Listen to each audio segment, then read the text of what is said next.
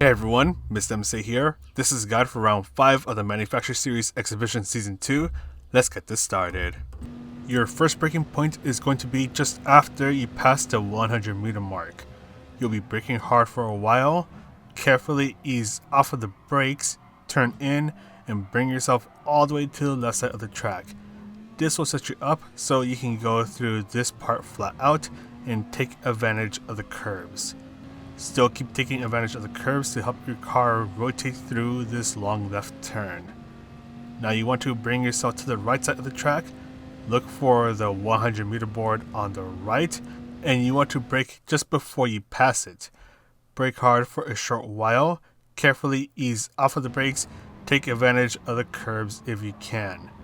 Nice and easy on the throttle, avoid the green stuff on the right.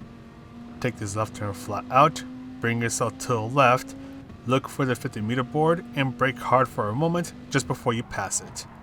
Stay to the inside of the turns, nice and easy on the throttle. Look for this specific tire mark that is in front of the last red sign on the left, as that is your braking point. Take advantage of the curves once again, nice and easy off of the brakes. Then do a little bit more braking through this turn, nice and easy on the throttle. Bring yourself to the left and look for the black billboard that is on the left, as you want to brake just before you pass it. Do not touch the grass on the left, as that can spin you out. Luckily I got saved right there, but anyways, nice and easy on the throttle. Take this turn flat out if you can. Bring yourself to the right side of the track and brake before you reach the 50 meter mark. You'll be braking a little bit early here, as you want to get a smooth transition from the braking to the throttle so the car doesn't start to act up. So you want to be nice and easy on the throttle for this final turn, and you want to give yourself a bit of space before you make this last left turn, and you are pretty much good to go. So we'll finish up this lap and then we'll quickly talk about the strategies.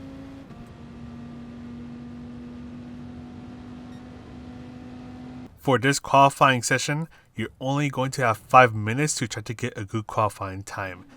This means that you're only going to get 2 chances. And these 2 chances will be done back to back, as there will not be enough time to do the jump out and jump back in strategy. So the moment you're able to control your car, you basically want to go through this qualifying session at full pace. And you also want to try to find someone that you can get the slipstream out of, as it's going to come in really useful at this straight that we're at right now and on the main straight. And by being under the slipstream, it's going to help your car accelerate even faster, reach higher speeds, and that way your times will be shaved off.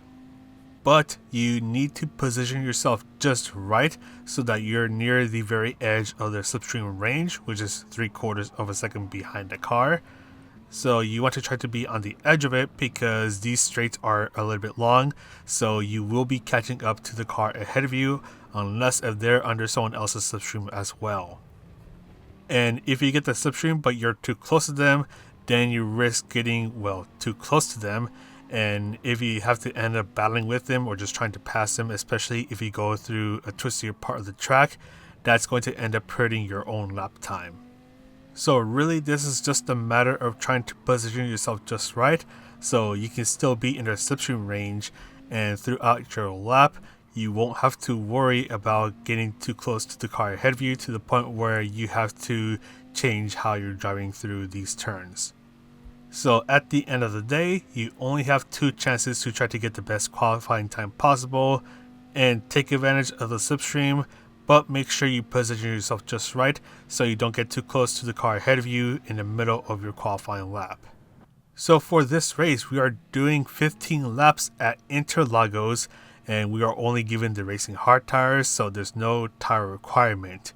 The tire wear is at ×8, but because we are on the racing hard tires, the tire wear isn't going to present too much of a problem for us depending on the car, but really all you have to do is just try to drive as smoothly as possible, adjust your brake balance, and you should be good to go. So for example, with the Dodge Viper, I actually had the brake balance set to 1 to the rear for the qualifying stint because the tire wear isn't much of a problem there. But for the race, I had the brake balance set to 3 or 4 to the rear. And this is to try to ease off of the front tires, since with the Dodge Viper, the front tires wear out faster. So for cars with heavier front tire wear, bring the brake balance towards the rear of the car. For cars with rear tires wearing out faster, bring the brake balance towards the front of the car. So now we take a look at the fuel, and oh boy, it's going to be an issue. So because the fuel is a ×5, that means that this is going to be a fuel saving race. So you're going to be presented with two options here. Do you either do a lot of fuel saving and go for the no stop, or do you basically just go flat out and take the refuel and hope for the best? So long story short, the no stop is going to be the faster way to navigate through this race, but it is not going to be an easy thing to do. So there are a couple ways to fuel save. One of them is by constantly being under the slipstream. So whenever you are within 3/4 of a second behind someone, you are in their slipstream, which means that your car will accelerate faster, and because it's facing less air resistance, so your car is going to be more fuel efficient. So you're basically going to want to try to stay under the slipstream for as long as you can. And this also means that if you're in first place or in the very front of a pack of cars, then you're not going to have the best time, as you're facing more air resistance, which means that your car is less efficient on fuel, which means you're going to have to do even more short shifting. And speaking of short shifting, this is going to be the main method of trying to save fuel, and it's going to be pretty tricky because there are high-speed sections where you need to rev the car out a bit more, and then there are twistier bits of the track where you can shift a little bit earlier to save more fuel. So you're going to need to try to find a balance so that you can do a lot of short shifting when you're on the twistier bits, and then do a little less short shifting when you're on the faster parts of the track. I know, it's not an easy thing to do, and it's pretty annoying, but if you're going for the no-stop strategy, then this is what you're going to have to do. And I need to state this, when to short shift is going to be different between each and every single car. So for example, with the Dodge Viper, when you're on a faster part of the track, I can shift when the bar on the bottom of the screen is around halfway full. But for another car, that may not be the case. They may not be as efficient on fuel and may have to shift even earlier, or a car might be even more fuel efficient and they can shift a bit later.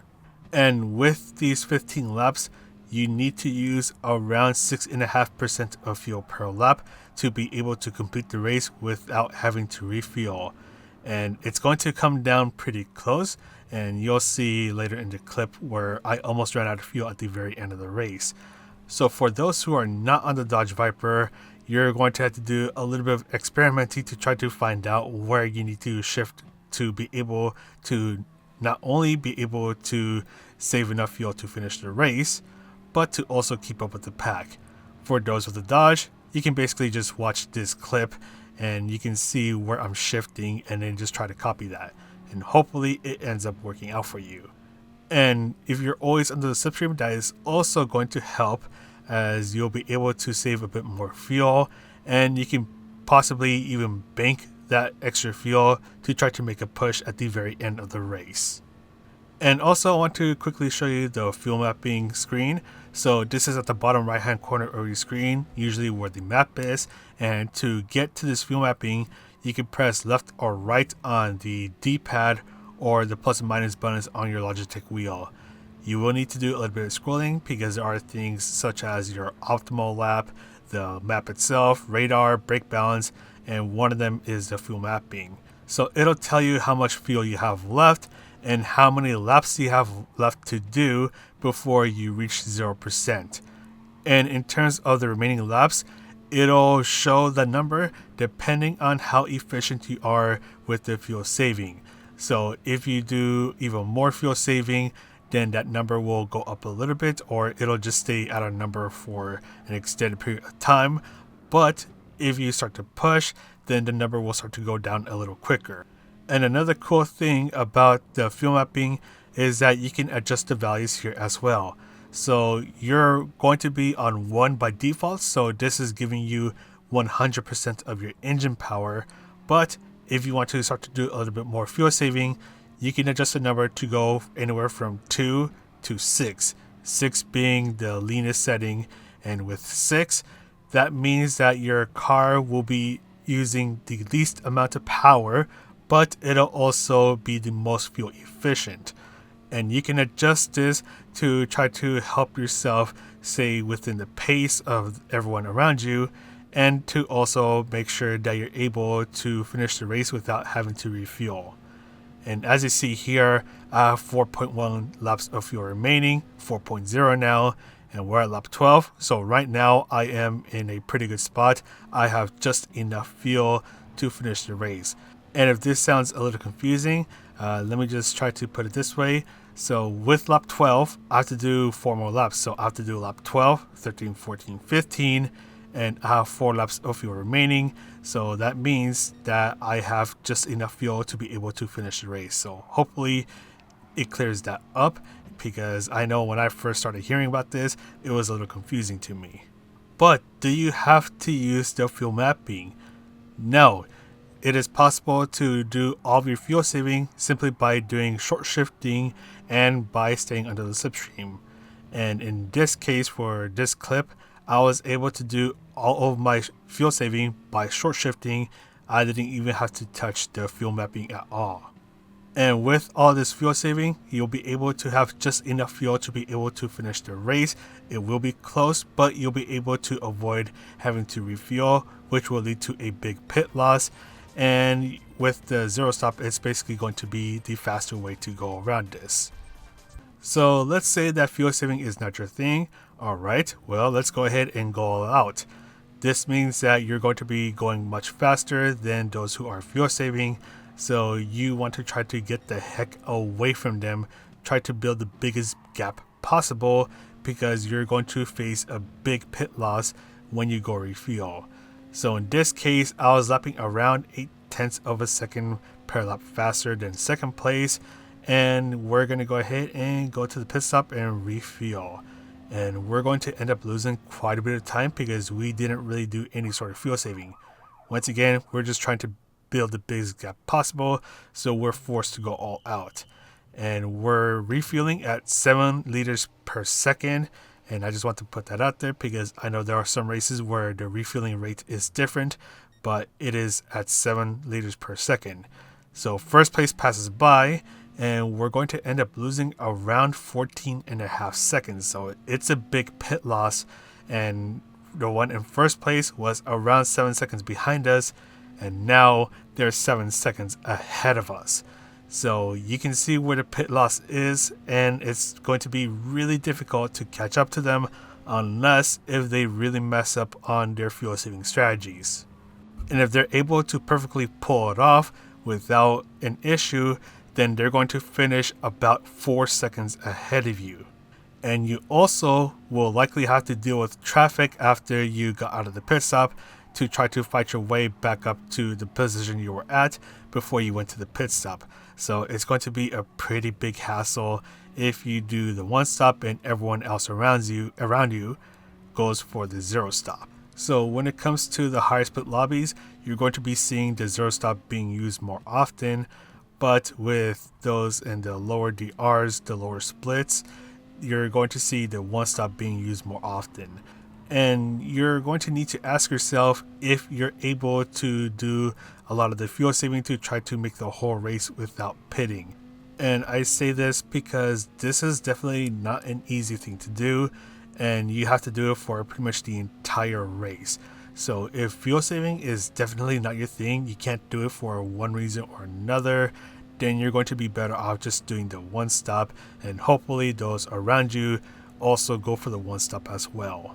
And the higher up you go in terms of the DR splits, the more likely you'll see people going for the zero stop, in which in that case, you're eventually going to come to a point where you're forced to go with that strategy. So if you can, try to practice doing the zero stop and try to practice it with other people as well to compare your pace with those around you. And you can load up the lobbies, look for a lobby that is doing a practice manufacturer race, and then you can start to practice it there. And as I said earlier, if you find out that the zero stop is not working out for you, you can't feel safe, then you can try the one stop, and hopefully those around you during the actual race day will end up doing the same. But that is all from me. I'm going to go ahead and sign off now. So this is Mr. CA wishing you a good race, and I'll see you in the next video.